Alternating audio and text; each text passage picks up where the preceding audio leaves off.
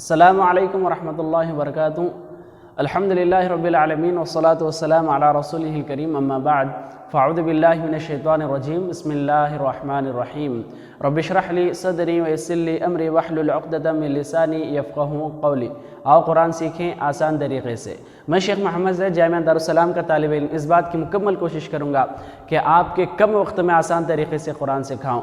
तो आज का हमारा दूसरा सबक होगा मुफ़रदात के मुतालिक़, यानी वो अल्फाज यानी जिनके दूसरे हुरूफ क्या हैं, जिनके स्मॉल लेटर्स क्या हैं। जिस तरह हम अंग्रेज़ी ज़ुबान में जानते हैं कि कैपिटल लेटर्स हैं और स्मॉल लेटर्स हैं, तो इसी तरह अरबी ज़ुबान में भी कैपिटल लेटर्स हैं और उसके स्मॉल लेटर्स हैं। तो इसके स्मॉल लेटर्स क्या हैं, उसका तरीक़ा क्या है, उसके अलग अलग शक्लें क्या हैं, तमाम चीज़ों को आपको बताता चलूँ। मुफ़रदात का जो दूसरा सबक है उसको दूसरे अल्फाज में मुफ़रदात की शक्लें कहते हैं। तो मुफ़रदात की शक्लें स्मॉल लेटर्स को कहते हैं। तो आपको मैं स्मॉल लेटर्स कैसे होते हैं और इसके क्या होते हैं ये बताता चलूँ। अब एक पहली बात आप जो समझने की है कि अरबी लुग़त में जो ये अरबी अल्फ़ाबेट्स हैं, इसमें बाज़ लोगों को यानी बाज़ हुरूफ़ों को स्मॉल लेटर्स हैं और बाज़ हुरूफ़ों को स्मॉल लेटर्स नहीं हैं, यानी उसकी शक्ल नहीं है।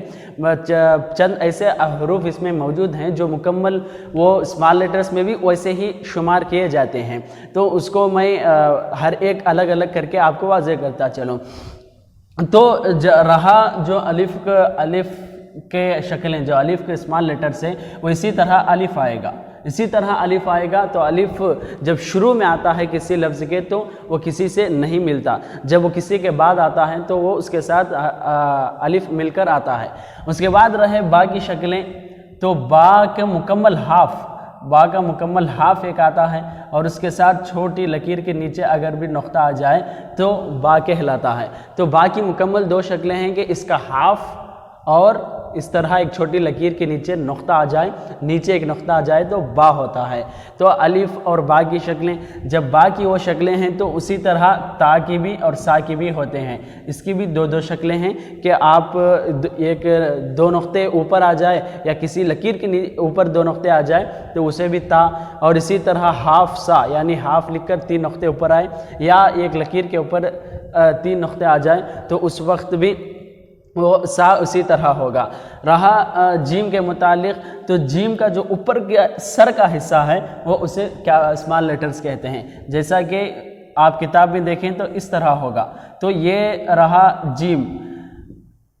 अगर इसी हर्फ के ऊपर नुक्ता आ जाए तो उसे खा कहते हैं, अगर नुक्ता नहीं आए तो उसे हा कहते हैं। जीम का जो ऊपर का हिस्सा है उसे उसका क्या स्मॉल लेटर है तो उसका हाफ हिस्सा। रहा दाल, दाल, रा, जा, इन चार हुर्फों के स्मॉल लेटर्स नहीं हैं। ये जहाँ जो कैपिटल लेटर्स हैं इसी तरह वह अल्फाज भी जब लिखते वक्त जुमलों में उसी तरह शुमार होते हैं। रहा सीन का, तो यहाँ पर जो हमको इसका पहला हिस्सा नज़र आता है वही शीन की शक्ल है। शीन की कैपिटल लेटर है, ये स्मॉल लेटर है। तो सीन और शीन की दो भी इसी तरह हैं। सीन और शीन का जो पहला हिस्सा है उसी तरह उसके स्मॉल लेटर्स हैं। रहा स्वाद का, तो उसी तरह के आपको जो पहला हिस्सा नज़र आता है वो उसका स्मॉल लेटर है। स्वाद को जब खाली आता है तो स्वाद होगा, जब ये पहला हिस्सा इसके ये शक्ल के ऊपर अगर एक नुक्ता आए तो उसे बाद कहते हैं।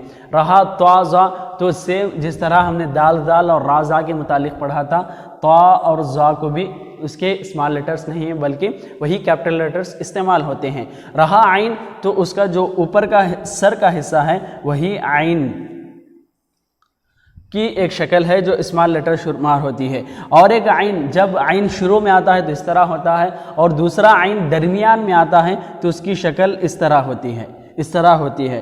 तो आप शुरू में देखें तो उमर, आपको आइन शुरू में आता है, वही अगर आइन इस तरह होगी जैसा कि तामीर,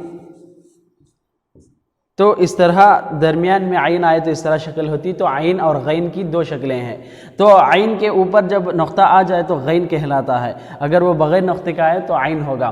تو فا کا آسان ہے کہ اس کا ہاف جو ہے اس کا اسمال لیٹر ہے فا۔ اسی طرح قاف ہے کہ جب وہی فا جو ہاف ہے اس کے اوپر دو نقطے آ جائیں تو وہ قاف ہو جائے گا۔ رہا کاف کا، کاف کے مکمل دو تین شکلیں ہیں، جیسا کہ پہلی شکل اس کا ہاف ہے کہ یہ ہاف ہے، اور ایک درمیان میں اس طرح کا چھوٹا سا حمزہ آتا ہے، تو کاف کی دو شکلیں ہیں۔ لام کی بھی شکلیں جس طرح لام نظر آتا ہے اسی طرح کہ مکمل لام کبھی مل کر آ جاتا ہے، کبھی الف کی طرح لام مل کر آتا ہے، تو اس طرح لام کی دو تین شکلیں ہیں۔ رہا میم کا، تو اس کا جو پہلا حصہ ہے وہی اس کے چھوٹا لیٹر ہے، اس کا اسمال لیٹر ہے۔ نون کا، تو جس طرح ہم نے با کے متعلق پڑھا تھا کہ اگر ہاف آ کر اوپر نقطہ آ جائے تو نون ہوگا، کسی لکیر کے اوپر نقطہ آ جائے تو اس وقت بھی نون ہوگا۔ واو کی شکل نہیں ہے، واو جس طرح ہے اسی طرح آئے گا۔ ہا کی شکل مکمل اس طرح ایک ہے اور اس طرح ایک ہے، یہ دو ہا کی شکلیں ہیں جو ہا کے اسمال لیٹرز کہتے ہیں، اکثر اسے کیپٹل لیٹر کہتے ہیں، اور یہ دو اس کے اسمال ہیں۔ رہا حمزہ، تو حمزہ اسی طرح آگا۔ اور یا کا مسئلہ ہے، تو یا اس طرح جس طرح ہم نے با کے بارے میں پڑھا تھا کہ نیچے دو نقطے آ جائے تو یا ہوگا، کسی لکیر کے نیچے دو نقطے آ جائے تو اس طرح یا ہوگا۔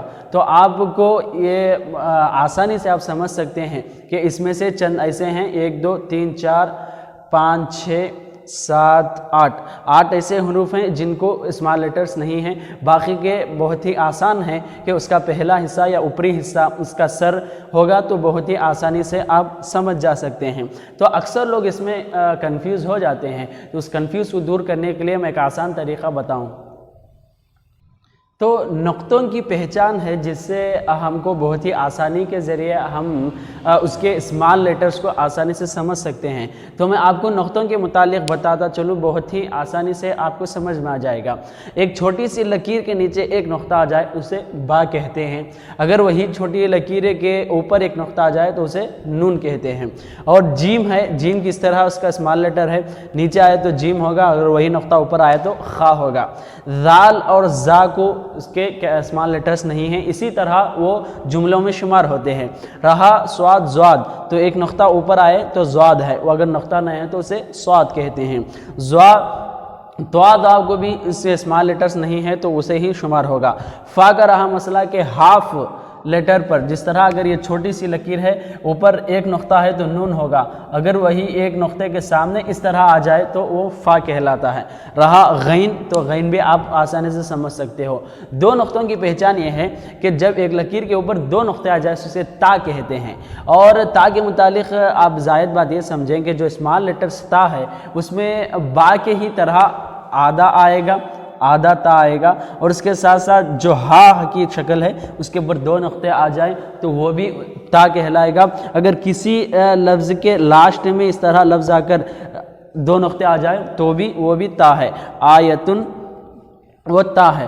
اب رہا قاف، تو فا کی جو شکل ہے اسی طرح فا کے اوپر دو نقطے آ جائے تو وہ قاف ہوگا۔